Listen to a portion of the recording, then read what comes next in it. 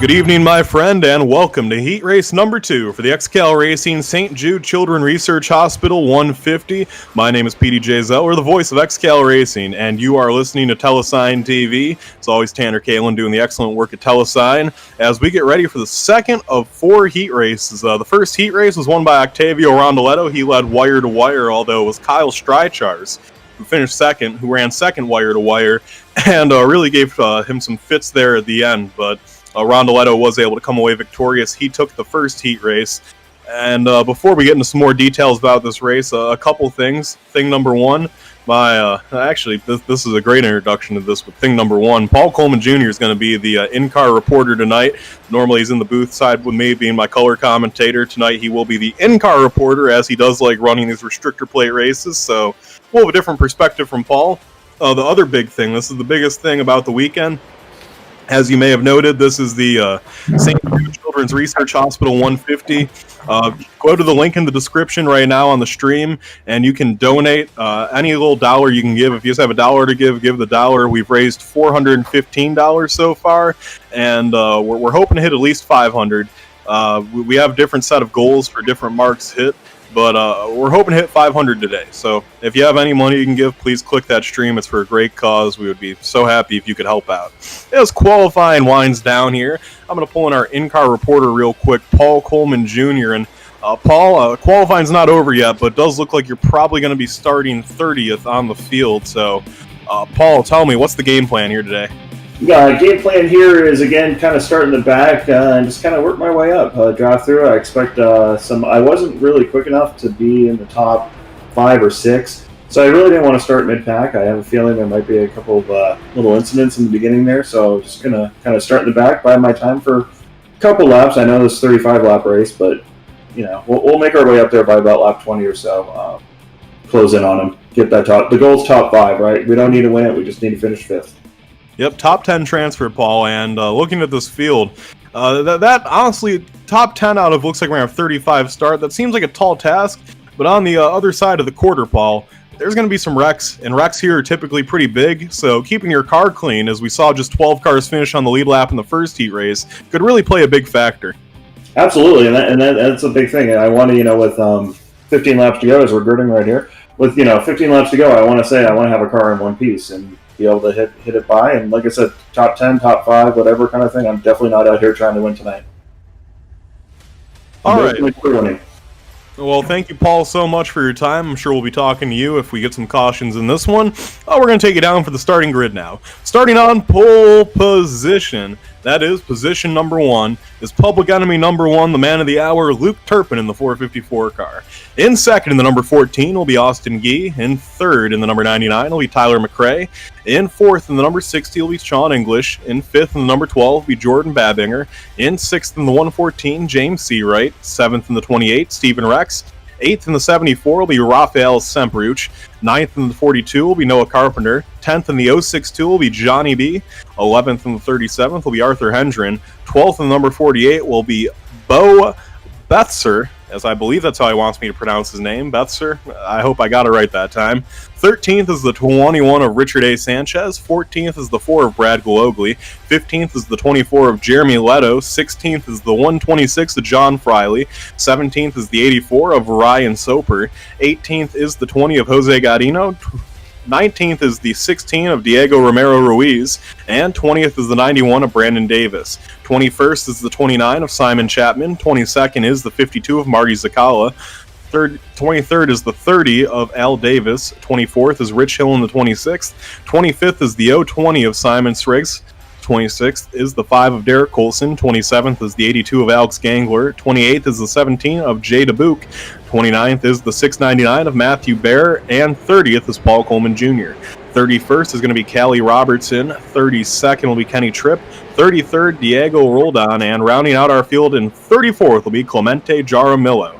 As 34 cars look to take the green flag. And remember, XCAL Racing is donating an extra $1 towards St. Jude's Children's Research Hospital for every car that takes the green flag in a heat race. So we donated $26 in heat race number 1. It's looking here as long as, we had another car leave the server, but it looks like 33 are going to take the green flag. And that means that's another $33 donated, and I believe that'll put us about $40 away from our goal. So goal number 1 getting close to getting hit. As goal number 1 is, should probably update you on what that is. Goal number 1 is when we hit $500, there will be a competition caution with 10 laps to go through the in the feature tomorrow, and I will jump through a table whenever we hit $500 for my driver introduction video, even though I'm not a driver. So here we go. Down through 3 and 4, Luke Turpin has the field at tow. He's going to bring him to the green flag. Austin G on his outside looks to hang tight. Here they come. The iRacing Ford Mustang makes that hard left-hand turn. The field at the mercy of Luke Turpin. Here they come. And the starter holds the flag, and he's going to let it go. Green flag in the air. We are down and away, and it's Turpin on the inside getting a little bit of a jump, but G on the high side is going to hang tight. Let's not forget, heat race number 1, it was Rondoletto holding that low line. He never got past once the whole race. There was just one lap where it was a 2/1000th of a second difference, but besides that, he dominated. Sean English makes it 3 wide right out of the gate on G. English goes to the inside. He goes up the middle 3 wide for second. A daring move this early in the race, especially when the top 10 transfer. English says, nah, I'm just going to do it, and English now races for the lead. English to the high side, Turpin down low. English with help from his teammate James Seawright in the 114. They work the high side. On the inside is Turpin with help from Tyler McRae. Although the 114 gets into the 12 of Babinger, the whole field's going to wreck. Caution will fly as, oh my goodness, that was just a one of those wrecks that you saw the writing on the wall. You just hoped it wouldn't happen, and it did. And an early yellow is going to fly here on lap number 1 as we get the replay ready for you. That all started with James Seawright in the 114, I know that much. The replay is live, and yeah, Seawright just came right down into Jordan Babinger in the 12. Babinger came up, got into Seawright, sent Seawright around. They both spun into the grass, actually saved the cars. It was the 14 of G that then spun and got into Rafael Sempruch. Getting collected, that was also the 37 of Arthur Hendren. I believe in that I saw Simon Chapman in the 29. Brandon Davis in the 91, Diego Romero Ramirez in the 16, Sempruch, as I said, in the 74. Let me look, I believe I saw another car in that. Steven Rex did get a piece of that. Steven Rex actually got a fairly good piece of that. And yeah, caution will fly for the first time tonight on lap number 1. So an early caution comes out, and that is going to shake up the field quite a bit, as it looks like the G crew is going to pack things up. They are going to call it a night here early on. As I'm looking through the field now, seeing who survived this wreck, who didn't. And let's see where Paul Coleman's going to end up cycling through this before I call him into the booth. And it looks like Paul survived that one. He's up to 20th now. All right, so let me dial up Paul real quick, and that should be right. All right, Paul Coleman, it's Pete up in the booth. You got a copy? Yeah, actually move us to our 19th spot there now. Hit by Kenny Tripp there. Yeah, so as predicted, there we got the first accident. Kind of glad that they cut that infield section out there for the Roval. Definitely needed that to avoid all the wreck there. If I had to go through grass, that might have not have been of a good a situation. But looking good so far. Up 11 spots. Hit the back at Jay Dubuque on the start when we got bottled up. So I got a little damage, but I think we'll be all good. Well, I was going to say, Paul, already early on in this race, you started 30th, you're up to 19th. And things looking good early on. So, Paul, does that kind of change your strategy at all? Because you're kind of thinking, all right, I have 20 laps to pick up 20 spots. Like, that's a tall task, but I can do it. Now you have pretty much the whole race at your mercy to pick up 9 more spots. So, in a way for you, does it almost take a little extra pressure off you, knowing now that I really don't have a long way to go, and actually you're going to be up to 18th because Seawright got a penalty? Absolutely, yeah. No, I can pick these guys off one at a time. Don't really have to do anything too daring. I like I said, I still expect maybe another yellow. Those guys were getting pretty aggressive up front. I could see that all the way up thanks to my nice 2080 video card and my i9. We got all the cars drawn and was able to see that action up front. So it's pretty dicey up there. And Paul, I'm going to give you a warning, just because you're in the booth with me every week. I feel like you deserve a little extra benefit from me, considering you don't race that often. The guy that's going to be starting on your inside, Marty Zakal in the 52, very good friend of mine. He actually ran the sound equipment from the Batavia Muck Dogs. This is his first ever XCAL race, and the verdict's still out if he has a wheel or not. So maybe give him a little extra foot or two here on the restart, Paul.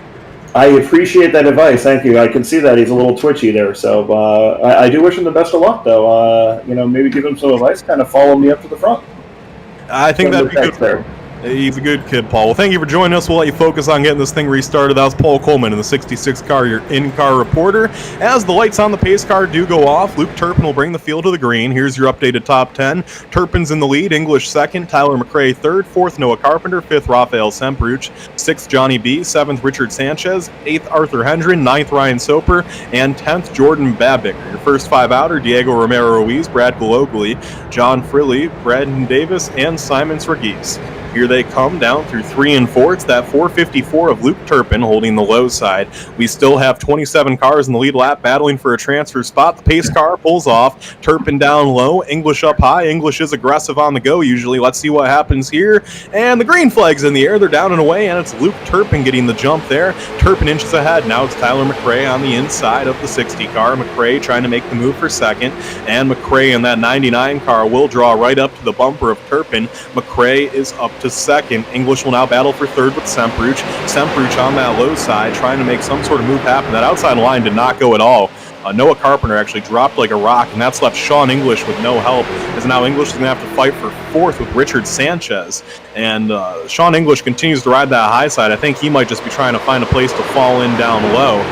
And that hill's going to fill up real quick if he doesn't do it quick, and he does come right down in front of Noah Carpenter, so English finds a hole in there, all single file up front. McRae is all over the bumper of our leader right now, Turpin. They battle for the top spot. Looking through the field, trying to find myself a good battle right now. And it looks like a battle's on for about 11th place right now. On the high side, Arthur Hendren rides. On the low side, Brandon Davis. Davis will take that one away, and now Hendren will battle for 12th with Alex Gangler, who has done a good job coming through the field, up from 27th to about 12th already. Good move on him. Your top 10 are all under a blanket right now. Sempruch gets an aggressive shove there, and Sempruch is going to go around right in front of Sean English. Sempruch will hang on to it. Sempruch saves it. English pile drives into the wall. No caution will fly. An excellent piece of driving there by Rafael Sempruch. He hangs on to the car. He's going to lose a crap load of spots. He's down to about 13th.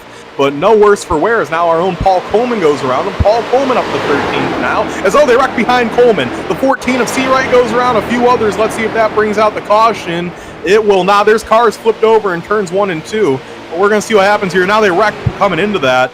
I feel like that probably should be a caution. I think I see about 6 or 7 cars down there in turn 1. Still no caution.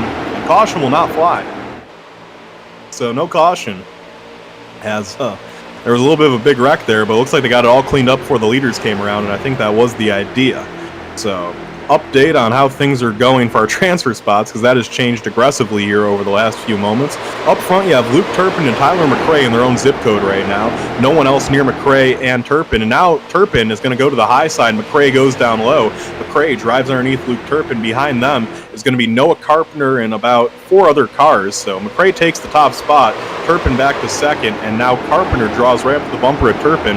Also in the lead pack, you have the 84 of Soper, the 12 of Babinger, and the 21 of Richard Sanchez. A news story on Jordan Babinger. He was one of the most prolific free agents in XCAL free agency, and it looks like he signed with Droppin' Bombs Racing. I see a Droppin' Bombs paint scheme on the 12 of Babinger, and it looks like the Babinger team is now Droppin' Bombs Racing. So a nice pickup there for Droppin' Bombs Racing as they add a prestigious car to their team. That 12-car Babinger is a threat at a lot of tracks, so I'll be curious to see what he can do moving forward. As up front, Luke Turpin goes to the high side. He races with Tyler McRae. Those two side by side, door to door off the corner. Turpin drives that high side, but it's McRae with a lot of help from Noah Carpenter on the low side. This time by the stripe, it is going to be a dead tie. It was 0-0-0 all the way across. Turpin, they credited the position of McRae, but it was a dead heat. A funny story about Luke Turpin, actually. His first ever XCAL race was in 2014 in the Facebook 100 Likes race. Never ran with XCAL before, just happened to join that race. And he actually won by virtue of a dead 0.000 heat. It was a dead high. We looked at it from about 10 different angles. There was no way to determine which car was in front of the other one. So the XCAL officials said, well, whichever car led to the white flag would be the car that won the race. Turpin led at the white flag, and Turpin won his first XCAL race in absolutely dramatic fashion. As we are 11 laps into this one. And McRae gets a little tight in the corner. He comes up the racetrack, almost gets into Turpin. Turpin hangs on. We have 6 cars in the lead pack. Move back a little bit. You got the second pack. The second pack, you got Brad Glogally leading that pack. Glogally is followed by Brandon Davis, Alex Gangler, Johnny B, Arthur Hendren, and John Frilly. Those are 6th through 12th, or excuse me, 7th through 12th right now, and all of those cars except for 2 will transfer, so a lot of battling going on there, as you might expect. Then he's moved back a little bit more. You got a 3-car pack with Callie Robinson, Rafael Semperuch, and another car in there. That's Matthew Baer.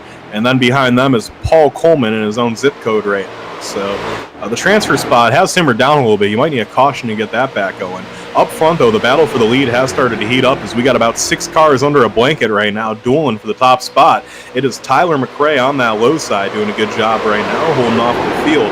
Carpenter has done an excellent job pulling right up to his bumper and just helping McRae get around the speedway. That 42 of Carpenter is very good at being a pusher, and he has done a good job pushing that 99 of McRae so far as they continue to tick away laps. One thing worth noting is, before this lead pack actually turned into a pack and was just McRae and Turpin for a few laps, Turpin was in the lead. It looked like he was going to hold off McRae, but he almost pulled up high just to let McRae go by. I'm not sure what the reason for that was, but I'm thinking maybe Turpin either just wanted an extra challenge, or maybe he just likes that high side more. Not sure what the case is, but nonetheless, Turpin did heed way to Tyler McRae, and that's how we found Turpin running on the high side in second right now. So Turpin continues to race up top now as Tyler McRae is going to show the way again. Great battle up front as Luke Turpin's driving right all over that 99 car. They do the dance, and the 42 car is just staying right tucked up on that bumper of the 99. He's actually so close to the bumper of the 99 that he might want to start popping out for a little bit of air every now and again. If he's not careful, he could pop that motor. That's how good and tight he's been running on the 99. The perfect pusher so far as Carpenter continues to ride in third. Now on the high side, Turpin will get some help. The 21 of Sanchez gives a little bit of a shove there to the 454. And there were 6 cars in this pack. I'm not sure where the 6th one went. There definitely was 6 cars in this pack, but it looks like they've dropped one. Not sure what happened there. I'm trying to figure out who that was. I'm not certain. I'm not certain what happened there, but there's just one of the cars that's in this lead pack is no longer up there. So it is McRae in the top spot, Turpin on the high side, Carpenter, Sanchez, and Babinger. Those are your 5 cars that are battling for the win, as it's McRae continuing to show the way around the Charlotte Speedway.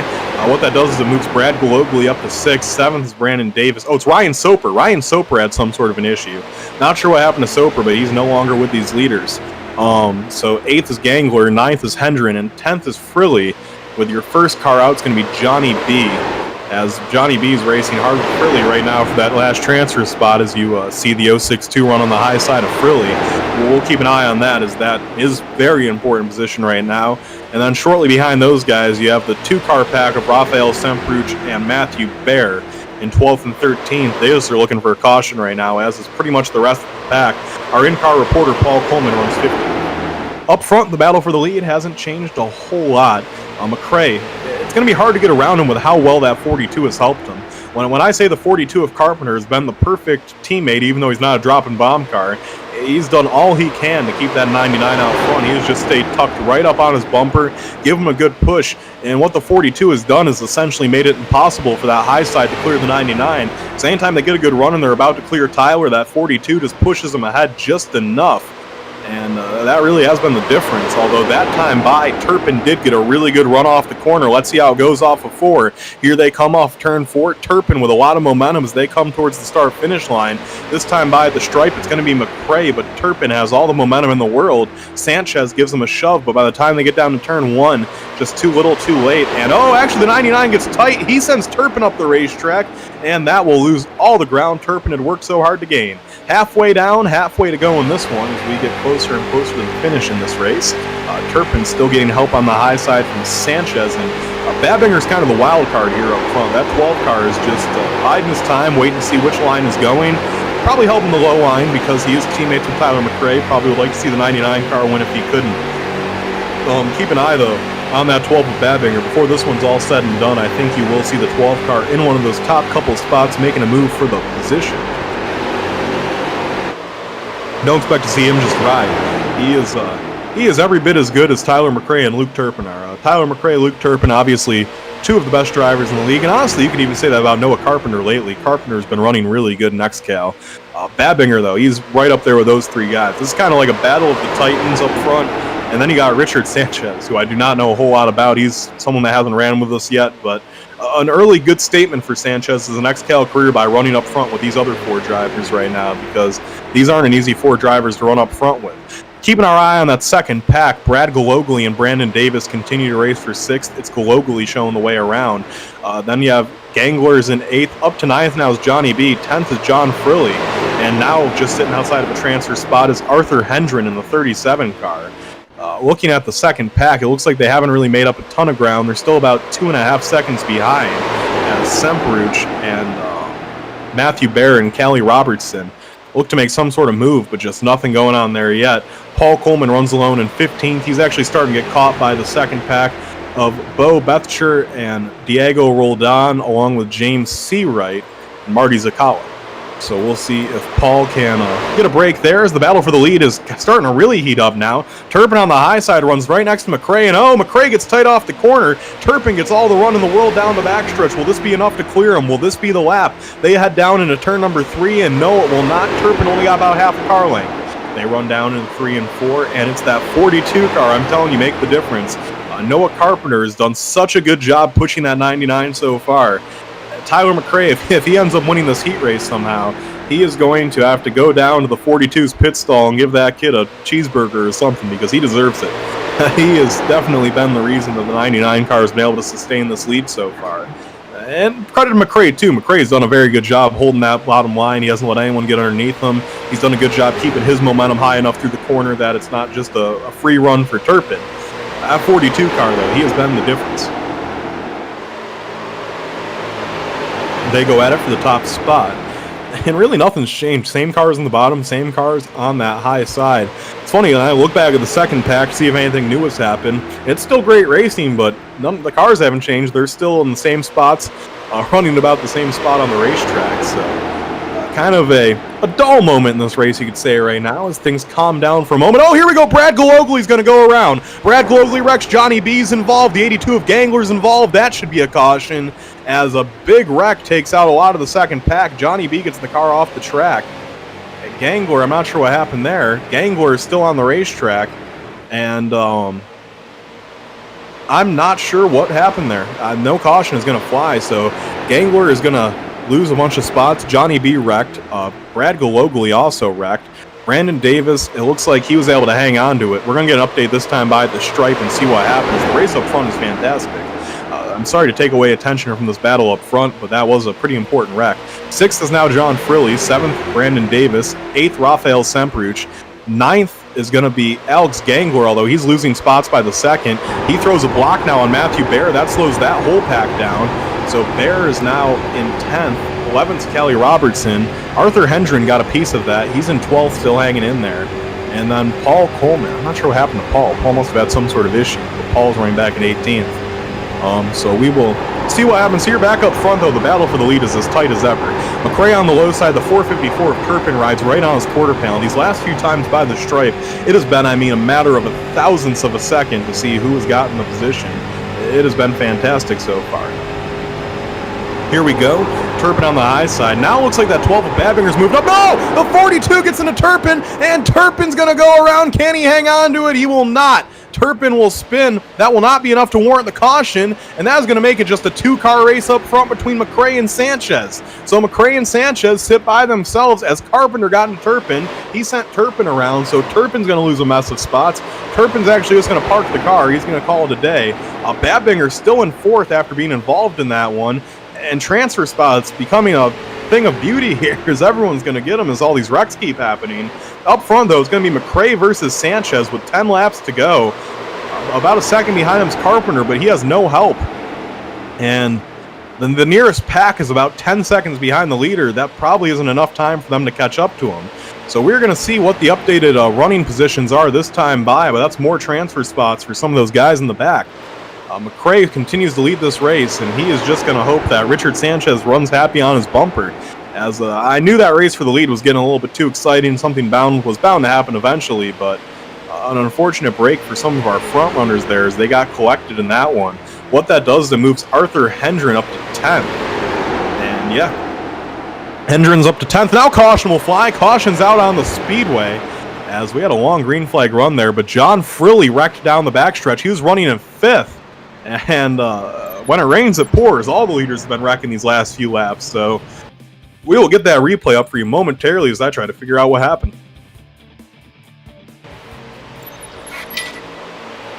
The replay is up. It looks like Frilly just got kind of tight off the corner, came up into the 91, and yeah, the Frilly machine went flipping, barrel rolling down the backstretch. And the 126, his race ended prematurely as an unfortunate break there for Frilly. And, what better time than now to talk to our in-car reporter, Paul Coleman Jr. Let me dial him up real quick. All right, that should be his channel. Paul Coleman Jr. It's Petey up in the booth. You got a copy? Yeah, how's it going, Petey? It's going well. Well, Paul, I don't know what happened to you, but it looks like you somehow lost a bunch of time here in the middle. I was in no man's land for a little while. I actually got not really dumped, but I got bumped below, so that sent me a few seconds back. And then as the pack of 3 there that were catching up on me, evidently they decided I was in their way or something like that and spun me. So that's how I ended up. But that was a very, very well-timed caution because I was about a second and a half away from getting lapped. I was about to say, Paul, I saw you were in danger of being lapped, but here you're going to find yourself restarting about 16th. That might change, but with this penalty, it looks like you're going to be right about 16th. There's going to be about 5-ish laps to go, Paul. It's been a race of attrition. A lot of the heavy hitters are out, though, and you're in 15th, actually, right now. And you're going to be up to 14th when the penalty waves around. So you're still restarting 14th. You have to make up 4 spots here, Paul. Does the 66 car have it in it today? I think so. We've been getting good restarts. Both times I was up a couple spots, as you saw pretty early there on that restart. So I think we get some good restarts. Like I said, I just kind of got a little bit unlucky and, had some aggressive drivers behind me. If I knew they wanted to be that aggressive, I most certainly would have let them pass. But we'll see. Now it's time for me to be aggressive. It is actually 13th, Paul, so you got the inside. So you just have to pick off 3 drivers. You'll find yourself in a transfer spot. But a long run there, Paul, and one thing that I want to talk to you about, too, is we saw a lot of guys in transfer spots racing aggressively, and even though they were going to make the show, ended up wrecking out of transfer spots. I mean, sometimes, Paul, you just got to kind of take a deep breath, realize the position you're running in, and slow down a little bit. However, in this heat race so far, that didn't appear to be the agenda for any of these drivers. Yeah, I don't get that. I mean, maybe they just love running heat races and they want to come back at 7 o'clock to run another one just because they really, really enjoy the heat races. But I mean, it's like in pro wrestling. When you get a chance to take the pin, right, and you see the wrestler pick up and then, they never win.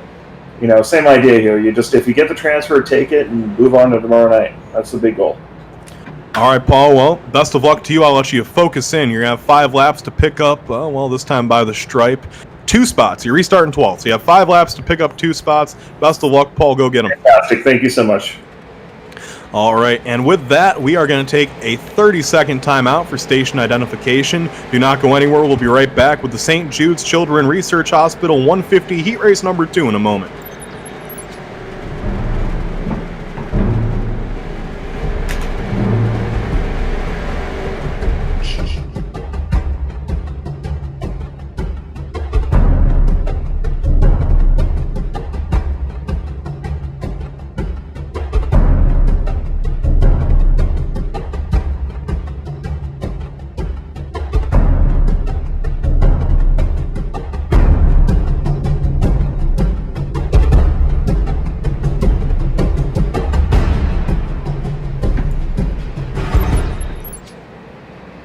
Welcome back to Telesign TV. My name's PDJ Zeller, the voice of XCAL Racing, as we get ready here for the final 5 laps of heat race number 2 for the St. Jude Children's Research Center 150 heat race number 2. Heat race number 1 was run by Octavio Rondoletto. This one has been pretty much dominated by 2 drivers, Luke Turpin and Tyler McRae. However, Turpin was collected in an accident a few moments ago, and that has left McRae out in front. I'll give you your updated running order this time by when we pass the flag stand. So we're going to get 1 lap to green, and we actually have 4 laps to go when we go green.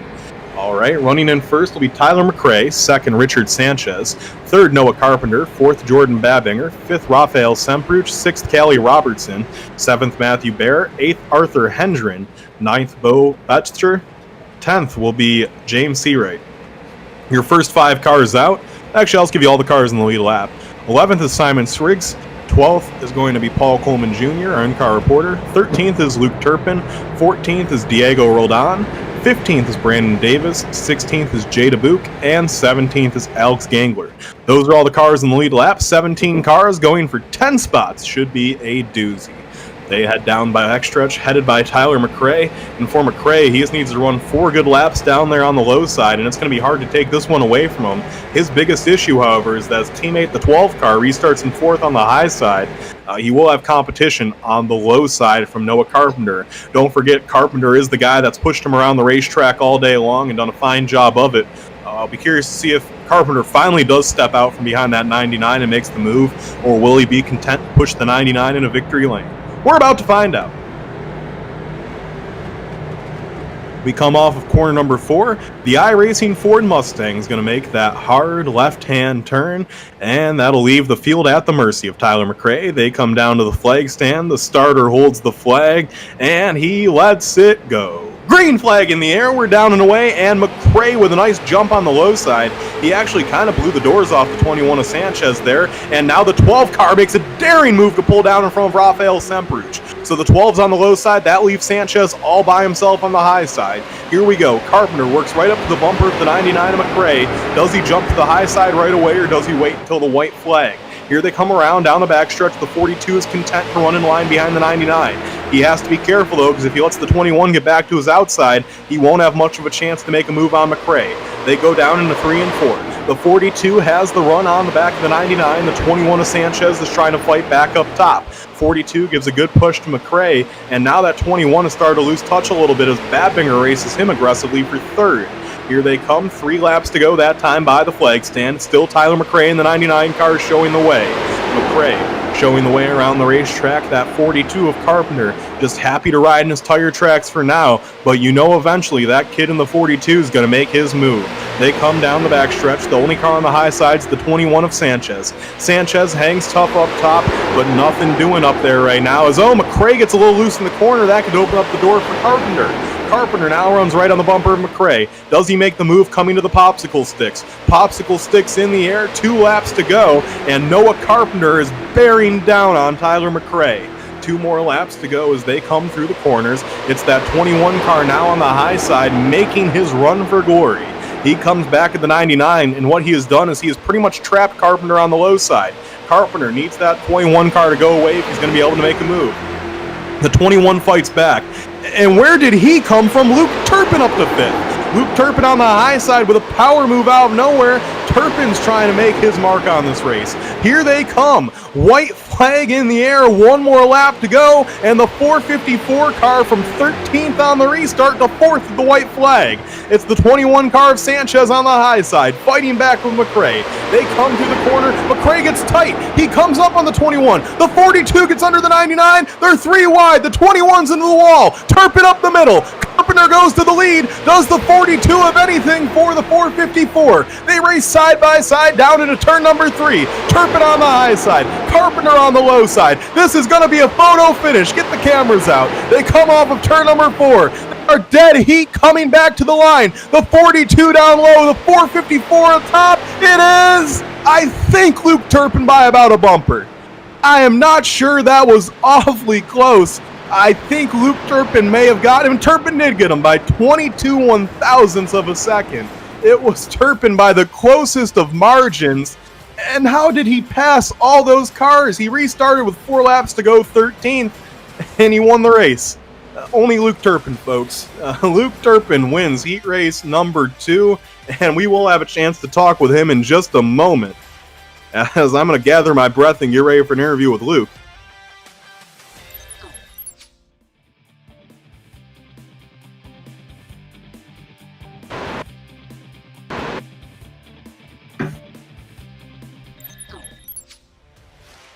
A remarkable finish in heat race number 2. Here are your 10 cars to transfer. Turpin won, 2nd was Carpenter, 3rd Jordan Babinger, 4th Tyler McRae, 5th Rafael Semperuch, 6th Matthew Baer, 7th Brandon Davis, 8th Paul Coleman Jr., so Paul did get the transfer, 9th Alex Gangler, and 10th Jay DeBuke. Your first car out, Simon Sergis. 12th is Diego Roldan, 13th is Bo Bethger, and 14th is going to be Callie Robertson, the first car last car, I should say, on the lead lap. As we wait for Luke Turpin to join and get a word with him. I can't wait to hear what he has to say about those last couple laps. As an incredible finish there.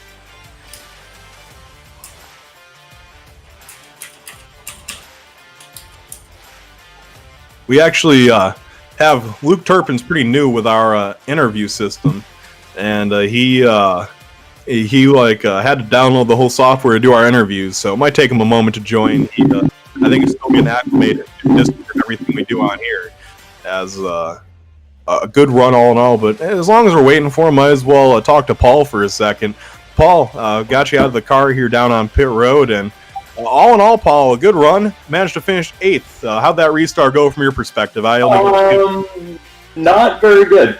I knew I saw Turpin behind me, so my goal was to try to get behind Turpin and sneak through, because I had a feeling he was at least going to get up there to the top 5, and I kind of hit myself into the wall there doing that, and kind of fell behind the pack. Kind of got lucky there with that last lap crash, but made it 8th. You said all I needed to do is make the top 10, so mission accomplished at the end of the day, right? It doesn't matter how pretty or how whatever, we'll get this thing fixed up and ready to go tomorrow night.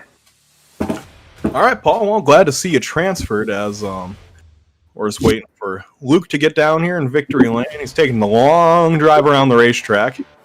It's very exciting. He's probably just trying to calm down for a second, because that was... that 13th to first, that's, Dale Earnhardt style there. That was very... But like I said, and I had a feeling he was going to do that. All right, there we go. He had the win, but I definitely thought he was going to make it up there. All right, well, I made my way down to victory lane finally to talk to Luke Turpin, and we're down here. I think, Luke, you have your mic muted, but down here in victory lane with Luke Turpin. And Luke, let's talk about that final restart first and foremost. You restarted 13th, and to be honest with you, Luke, I wasn't even thinking about you. You were not a thought in my mind. I thought it was a battle between those guys that were running in the top 5 for the win. And then just suddenly coming to the white flag out of the corner of my eye, I see that green and white 454 car come out of nowhere. And you were able to, obviously, the McRae got into, I believe, the 21 coming down into turn number 1 and 2, open up the hole from you. Luke, take us through what happened there those last couple laps from your perspective. How'd you get through all those cars in 4 laps?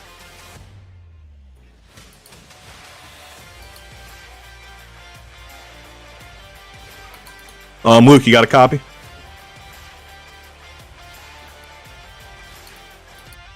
I think we're having some technical difficulties on Luke's end here, so just bear with me for a moment.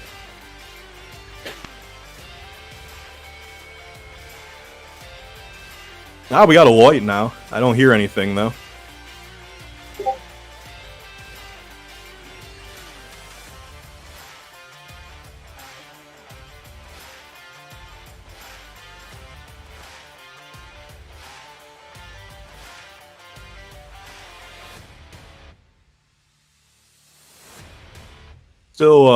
Still got nothing on you, Luke.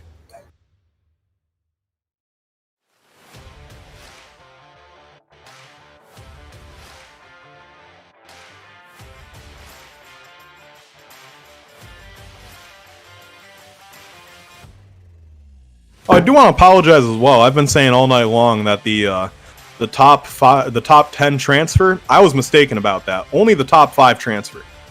Paul, I lied to you. Paul, you did not transfer. Oh my god. It was top 5. I'm gonna go cry now.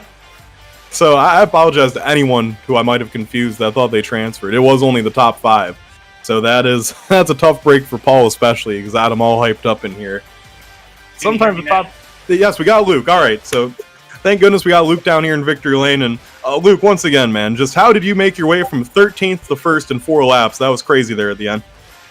Yeah, I didn't think I was going to have enough time to get back there, and kind of feel bad for the 21, because when I kind of got there, I was just going to push him to the win, to be honest, and mayhem kind of ensued right in front of me and opened up the door, and I just took it, why not? I feel bad for the 21, but it's what it is, I guess.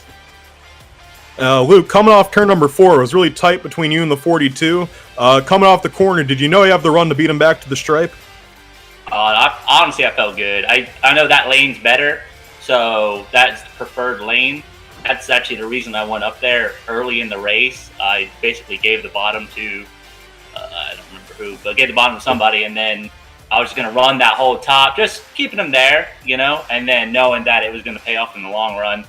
And, that was a plan. Got messed up a little bit, but it's all right.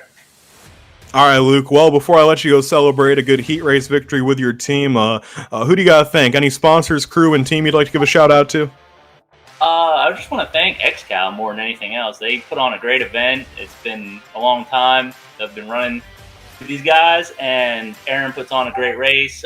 Paul and Petey with a great call, as always, I'm sure. And looking forward to the next season when we do the points racing. I think that's going to bring a lot of excitement. So anybody that's watching, stay tuned. All right, well, thank you, Luke, and congratulations you on a great heat race run. That was heat race number 2 winner, Luke Turpin.